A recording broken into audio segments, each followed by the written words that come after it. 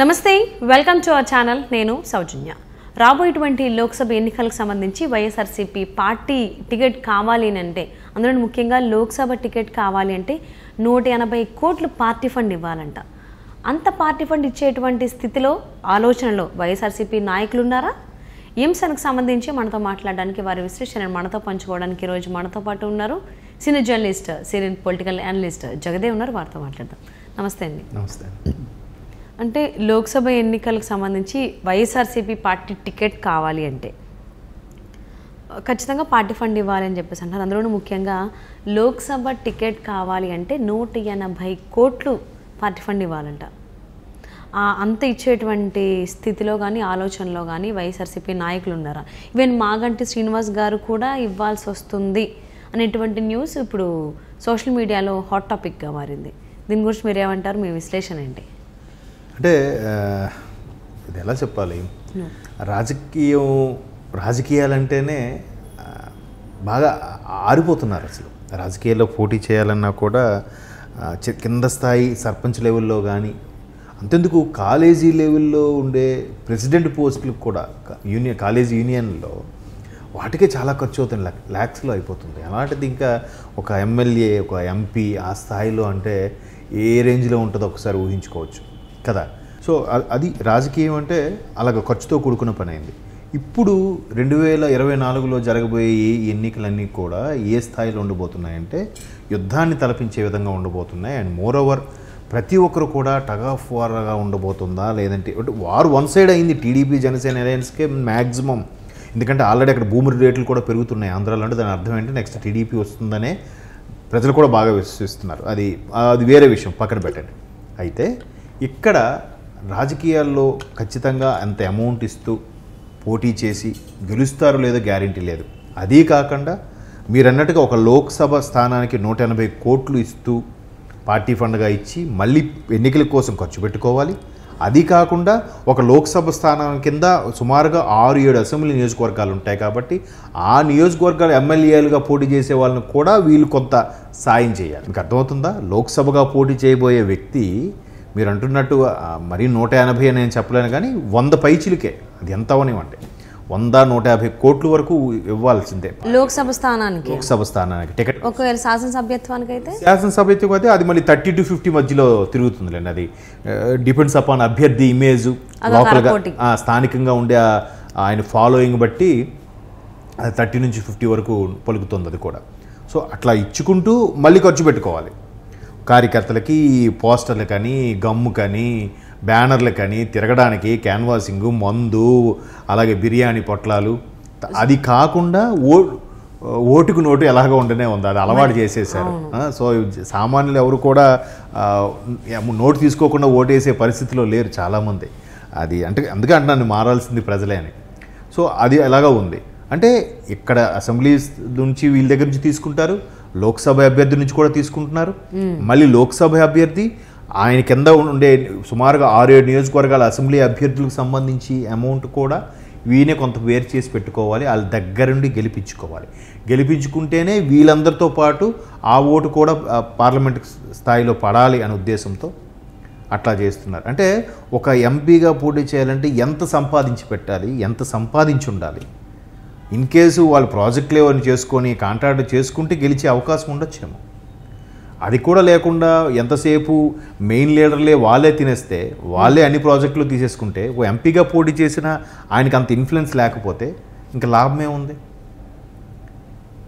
కేవలం సెంట్రల్ గవర్నమెంట్లో వాళ్ళు ఇచ్చే 4 లక్షలు 5 లక్షలు జీతంకో ఎంపీగా పోటీ చేయాలని అనుకోరు కదా. అలా ఉంటుంది పరిస్థితి. అంటే ఇది ఎలా చెప్పాలి, రాజకీయాలంటేనే విపరీతంగా ఖర్చుతో కూడుకున్న పని. ఆ ఖర్చు బేర్ చేయగలిగిన వాడే రాజకీయాల్లోకి రావాలి. లేదా గతంలో ఒక 20-30 సంవత్సరాలు రాజకీయం చేసి బాగా వెనకేసుకున్న వాళ్ళే ఈ రాజకీయాలు చేయగలరు అనే పరిస్థితి వచ్చేసింది. సో వీటన్ని ఎస్పెషలీ వైసీపీలో అయితే ఖచ్చితంగా ఇంత ఫండ్ ఇచ్చి మళ్ళీ కింద అసెంబ్లీ స్థాయి వ్యక్తులకు కూడా కొంత సపోర్ట్ చేసి, అది కాకుండా వాళ్ళ పర్సనల్గా కార్యకర్తలకి, పెట్రోల్కి, తిరగడాలకి, బ్యానర్లకి, పోస్టర్లకి, గమ్ములకి, మందుకి, బిర్యానీలకి నోటుకు ఓటు ఇస్తూ ఎంత చేసినా కూడా ఇంకొక క్వాలిఫికేషన్ ఉంది. ఏంటో తెలుసా? వైఎస్ఆర్సీపీలో ఎవరు పోటీ చేయాలనుకున్నా ముందు చంద్రబాబు గారిని లోకేష్ గారిని బండబూతులు తిట్టాలి, వాళ్ళని నిరంతరం వాళ్ళని దిగుబడుతూ ఉండాలి, వాళ్ళ మీద బురద జల్లుతూనే ఉండాలి. అదొక స్పెషల్ క్వాలిఫికేషన్ ఉంది వైసీపీలో. ఓకే, ఇప్పుడు అది మళ్ళీ రిపీట్ అంటే ఆల్రెడీ ఇంతకు ముందు చూసాము ఎలా జరిగింది. మంత్రులు ఇప్పుడు అలా కాదు, అందరికీ అది ఆపాదించేలాగా అందరూ అందరూ ఆ క్వాలిఫికేషన్లో క్వాలిఫైడ్ అయ్యేలాగా బాబు గారిని లోకేష్ గారిని కంపల్సరీగా దుయ్యబట్టాలంట. అదొక క్వాలిఫికేషన్. వాళ్ళ మీద విరుచుపడిపోవాలి, ఎలా పడితే అలా న్యూస్లో నానుతూ ఉండాలి. అబ్బా ఏం తిట్టాడరా లోకేష్ గారిని, ఏం తిట్టాడరా బాబు గారిని అనుకోవాలి. అంటే ఏంటి, పార్టీ ఫండ్గా మీరు అంటున్నట్టుగా ఈ 180-150 కోట్లు ఇస్తూ కింద ఆయన లోక్సభ అండర్లో ఉండే అసెంబ్లీ నియోజకవర్గాల ఎమ్మెల్యేలకు కూడా సపోర్ట్ చేస్తూ మళ్ళీ కార్యకర్తల్ని అందరినీ ఓటర్లని అందరినీ సంతృప్తి పరుస్తూ సభలు బహిరంగ సభలు చూసుకోవాలి.